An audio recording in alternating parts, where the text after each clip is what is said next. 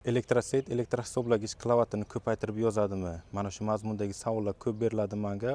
Buni tekshirishga qaror qildim. Mana bu yerda 3 ta hisoblagich, bunisi elektroset qo'yib ketgan. Bu oldin o'zimiz ishlatgan elektrohisoblagichlar va qo'shimcha bunaqa smart shochik sotib oldimda ketma-ket ulaganman bularni. Farqini ko'ramiz va birdaniga oldingi elektrohisoblagichlar to'g'ri hisoblaganmi yoki bularmi? Buni ham tekshiramiz hozir. Bu ikkita elektrohisoblagichni qo'yganimga taxminan 3 oy bo'ldi. O'sha payt bu ikkalasini qo'yib, pokazarnisini oluvdim. Bu yerda bitta bu shochkning o'zi turgan edi. Avtomatlarni ham birdaniga almashtiruvdim. Xo'p, ana endi pokazarnisini olamiz.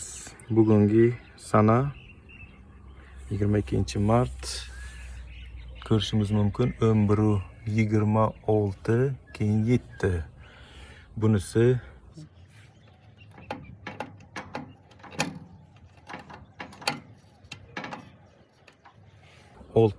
652.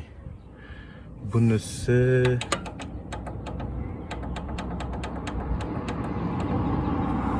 626.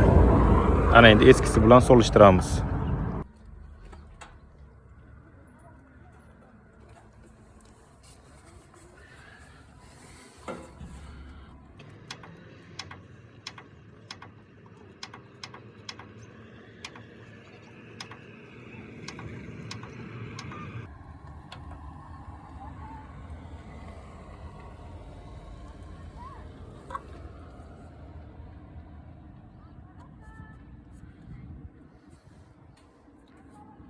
Uchala elektrohisoblagich ko'rsatkichini ko'rdik. Ana endi 22-martdagi ko'rsatkichdan 12-dekabrdagi ko'rsatkichini ayirsak, 3 oyda necha kilovatt ishlagani kelib chiqadi.